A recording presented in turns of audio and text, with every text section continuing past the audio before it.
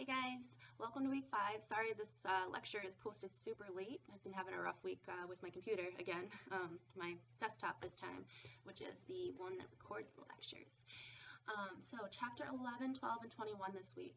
Hopefully you got the announcement. If you didn't, I've extended out the due date until Christmas Eve, so the 24th at 11 p.m. If you have already completed the work, you'll be getting extra points added into your score, or if you complete it by 11 p.m. tonight.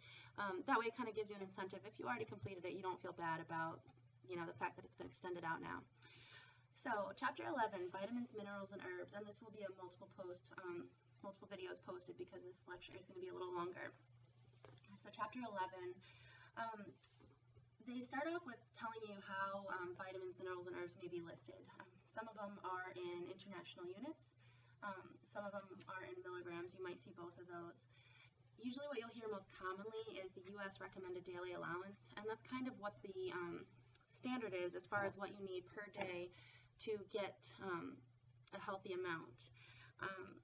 They also have adequate intake, which is based on determined estimates of nutrient intake from healthy people and used when data to calculate RDA are insufficient. Finally, the tolerable upper intake level, it's kind of like your cutoff, something you don't want to go above. And that's the amount that's shown to have no side effects when used indefinitely without medical supervision. Okay. Dietary reference intakes are a system of nutrition recommendations from the Institutes of Medicine and the U.S. National Academy of Sciences. Sorry, I had to look at that one. That's really long. And that is sort of a compendium, sort of like it's everything put together. RDAs, AIs, and upper limits are listed there. So some reasons why people might take vitamins or supplements. I myself don't, mostly because I don't want to buy them at the grocery store. They're expensive. I try to eat a pretty good diet, which is sometimes also expensive, just to make sure I'm getting all the vitamins and nutrients that I need. But maybe you have a picky child, or maybe you have an elderly person who is not good about their diet, or maybe you are good about remembering to take a vitamin every day, so you can get that in. So what are some reasons? I mentioned inadequate diet, but some other reasons people might take vitamins and minerals is because they have malabsorption syndromes. Maybe they can't absorb fats, or they have GI issues, so they're getting their nutrients in other ways. In addition, or every pregnant woman really should be taking folic acid and a multivitamin. So pregnancy is one of those conditions or times in your life where you'll want to take a multivitamin, as well as if you are breastfeeding. Infants under 1 year of age and any picky eater will need a multivitamin. Elderly, we already talked about. Unusual physical activity, meaning anyone who's working out a ton, and postmenopausal women, in this case specifically calcium. Medication interactions can sometimes cause a deficiency. For example, diuretics cause you to pee out all of the, or a lot of potassium, unless they're potassium sparing, which you'll probably learn about in a future chapter. So in that case, we sometimes try to supplement that particular patient with potassium. So let's see where we are. We're going to start off. I'm going to go into the fat-soluble vitamins. I won't cover the water-soluble because hopefully by then you'll kind of see that I'm really just reading off the book. We talk about in each of them what would cause a deficiency, signs of deficiency, signs of an overdose, and where you might get this particular vitamin. So there's 4 fat-soluble vitamins. Those are going to be easy to get through. The rest of them I'm going to leave up to you, and hopefully you'll see that pattern. In addition, I've also added flashcards in, so hopefully that'll give you some help too with different vitamins as well as terms in this chapter. And those can be found on MindTap. So the easiest way to remember fat-soluble vitamins is by the acronym ADEK. Okay, so there's 4 of them. There is actually a medication. When somebody can't absorb fat, these are the vitamins that they need. So there's a medication called ADEX, and literally it's ADEK, and those are the vitamins that are in that medication. So vitamin A, start there. You might hear it referred to as retinol or beta-carotene. Vitamin A is usually in plants, dark leafy greens, vegetables, fruits. So if you're getting a lot of those in your diet, you're not necessarily deficient. There's some other sources, saltwater fish, dairy products, and eggs. Recommended daily allowance is 8 to 1,000 units per day. and it is an antioxidant, which is discussed later in the chapter. Vitamin A is important for, most commonly what you'll hear associated with is visual function, night vision. It's also important for normal growth of tissues and soft tissue and bones, as well as healing of wounds and resistance to infection.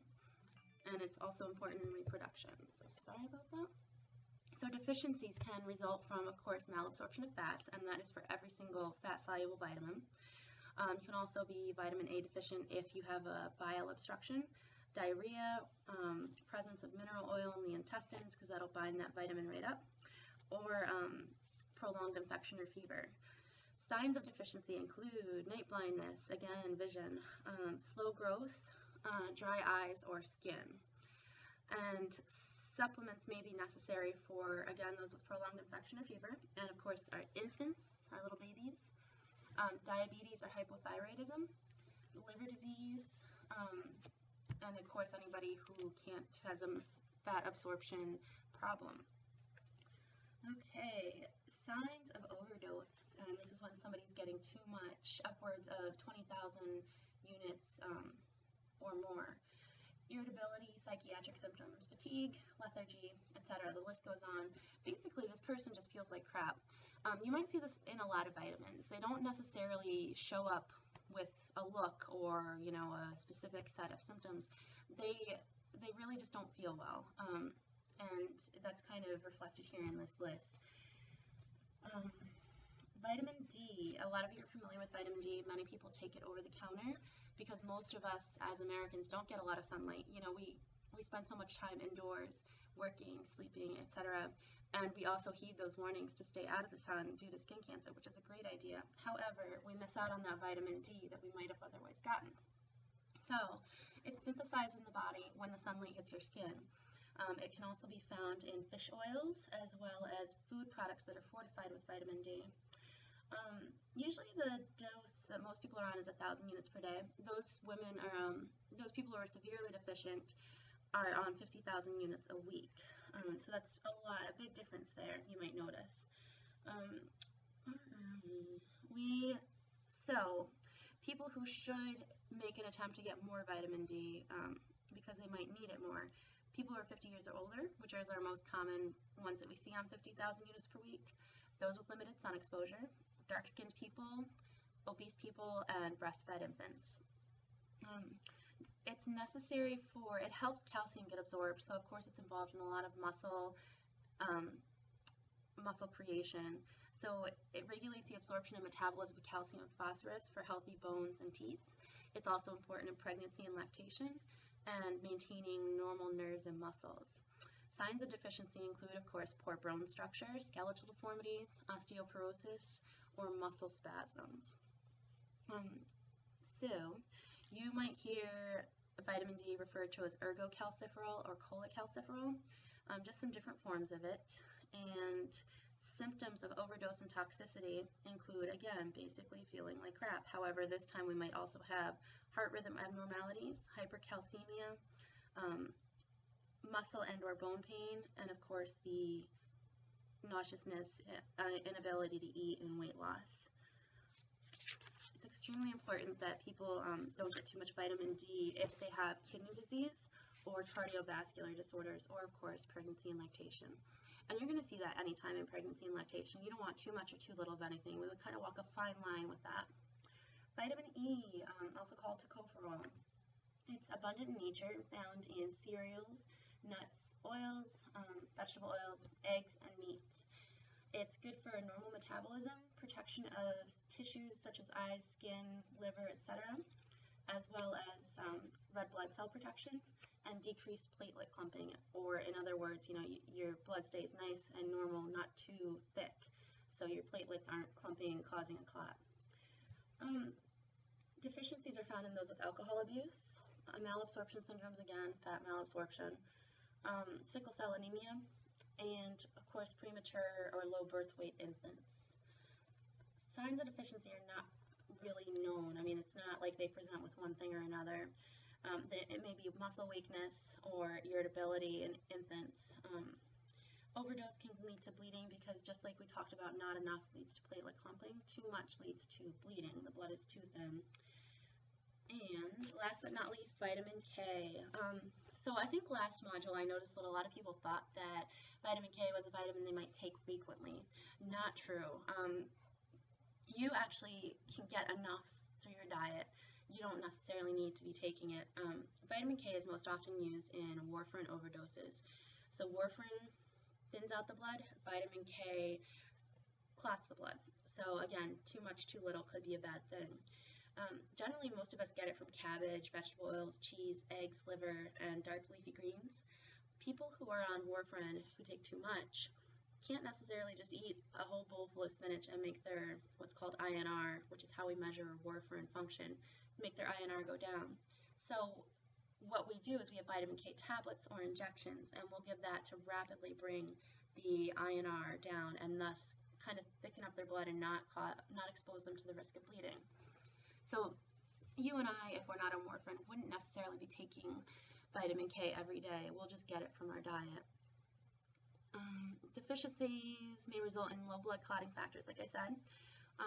This can happen in a newborn. So first time, when a baby is first born, right off the bat, they get a vitamin K injection, and that's to kind of help them along until they are able to get it from whatever source they need, whether it's formula or breastfeeding. Inadequate dietary intake, malabsorption syndromes, of course, we covered warfarin overdose, and prolonged use of salicylates, which can also thin out the blood, and those are your aspirin or your ibuprofen or naproxen. And again, we talked about the fact that if you're deficient in vitamin K, it takes you longer to clot. So if you cut your hand and I cut my hand at the same time and you had a vitamin K deficiency, it would take you a lot longer to stop the bleeding than it would me. Easy bruising, someone hits their hand lightly, all of a sudden they've got a bruise bigger than you or I might expect if we weren't deficient. Blood in the urine and or stool. So that covers your fat-soluble vitamins. I hope that kind of gives you a little bit of a sign of what we're going for every time we're looking for deficiency signs, what it's necessary for, where you can get the vitamin, and there's a pattern that you'll find with each one of these, and it's really just rote memorization. So there's no special concepts here, it's just memorizing what's different for each vitamin, mineral, etc. And your minerals, of course, are let's go back here. Minerals are chemical elements occurring in nature and in body fluids. We try to keep them in balance. You might have heard them termed as electrolytes. Those are minerals that are dissolved in body fluid. We're specifically talking about sodium and chloride, or sodium chloride, potassium, and calcium. Those are the ones that are going to be most importantly as well. Sorry, there's more. Iron, zinc. But really what we commonly look at when we're in healthcare is sodium, potassium, and let me go back here, and calcium. Those are the elements that can have, minerals that can have a lot of effect on our metabolism or how we process drugs. So, if somebody's got too high of a calcium, they might be in danger of arrhythmias if they're on a certain medication. Or if somebody is on a diuretic, we worry about their potassium being too low and it affecting their heart, and we kind of want to supplement that and help them come back up. Okay. So, dietary supplements, let's move on to those. Dietary supplements are sort of, again, to help those people out who might not be getting enough nutrition, and they literally have to be labeled dietary supplements. So, there are a ton of them out there, and some of them are prescription only, some of them are over the counter. Dietary supplements are kind of important to not, just necessarily jump right into. It might not be something you necessarily need. They're not regulated heavily by the FDA, and oftentimes there's not a whole lot of research out there on them, so you want to be careful. Always consult with a doctor or a pharmacist before